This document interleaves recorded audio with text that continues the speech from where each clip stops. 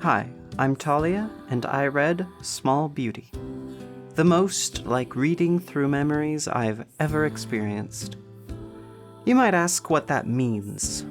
A lot of books follow a timeline linearly. We are introduced to a character, and what follows is the rest of the book.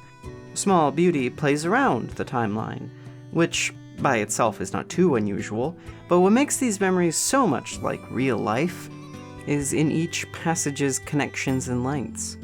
This, and the fact that the plot device is laying in a canoe thinking about life. But Small Beauty does it so well. A memory can be fleeting or involved. It can take brief asides, take you further back, or bring you to another memory. When you think about your life, you can't think about it from beginning to end. It's messy and has weird connections. The time it took me to read this book is probably the same amount of time May spent in the canoe. I don't have much to say that doesn't involve spoilers, but I also don't talk about specifics.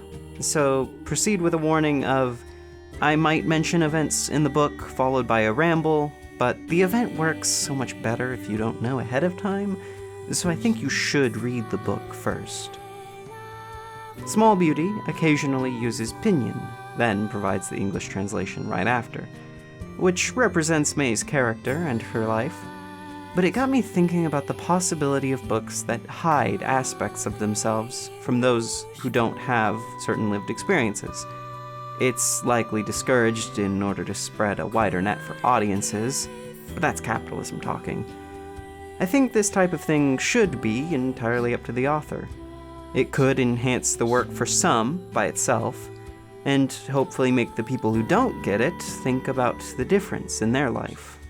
If Jiaqing Wilson-Yang decided to leave the pinyin untranslated, I could use context clues or translate it myself, but the decision that was made is also a specific decision that works in this context. May's life got me thinking a lot about family, both blood and found. In particular, the fact that Small Beauty portrays so many in so little time. Nai doesn't support her queer child, yet lives with her. Jun doesn't support May and moves back to China.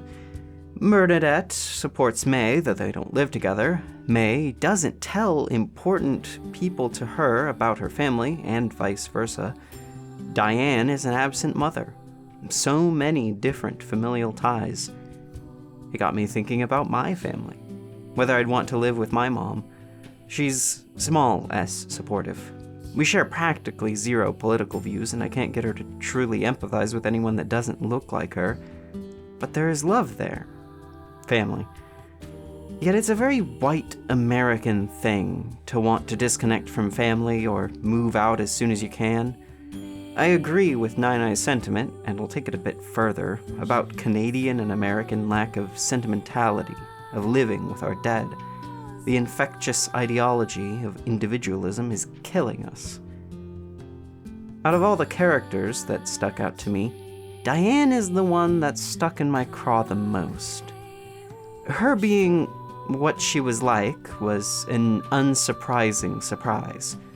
Also an excellent subversion of expecting to find an ally in the small town, someone to talk to, being replaced by something worse. While the reveal was surprising, when I started considering Diane as a person, it made more sense. An older, white, rural lesbian. Of course she would think gender is rigid. Of course she wouldn't stay with Bernadette when Nai is vocally unsupportive. To me, Diane is such a warning sign of stagnation. You can't just let yourself think of yourself as progressive, then shut down new ideas that challenge you. And when another culture clashes with your ideas, you need to respect and listen when it's for someone you love. She becomes more accepting after viewing a single movie of a single trans person's experience, and she tries to make up for not being there for Sandy with May. But that really isn't enough. That person's experience is not universal, and she showed up too little too late. She is very much a flawed person who doesn't recognize her own flaws and won't have them pointed out. There are 3 other tidbits that really show off how much of a shit show Diane is. She seeks May out for her own penance. She had a closeted trans person right next to her and never noticed. And May finds out, but doesn't think it was worth sharing that fact. I understand May's decision there, because it would have resulted in a conversation I also would have deemed not worth having. Pivoting heavily, there's a moment where May gets assaulted. An occurrence in real life that is not a horrific outlier. It's just a fact of life for some people, being at higher risk of being attacked just for being in public. The closest I think I've ever come to any kind of incident is when my wife and I were walking home from a late-night snack walk to a local 7-Eleven. A truck pulled over that was coming toward us. I can't remember if they even said anything, but it was enough to keep us to daylight walks for months afterward, and nothing even happened. I am very lucky that nothing has happened to me. The fact that it's common knowledge to not walk at night or not to be alone infuriates me. I remember in a college class, there was an aspect of misogyny that was brought up.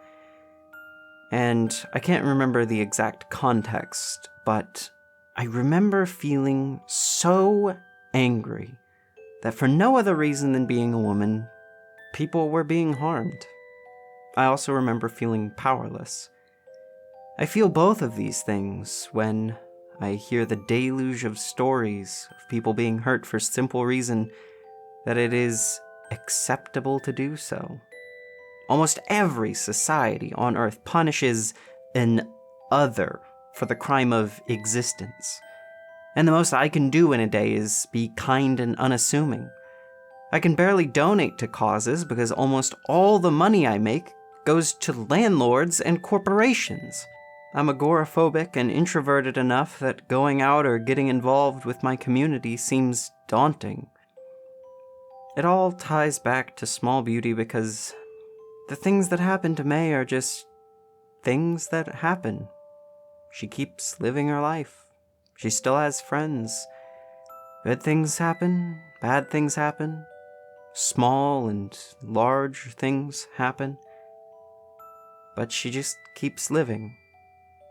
We all just have to keep living.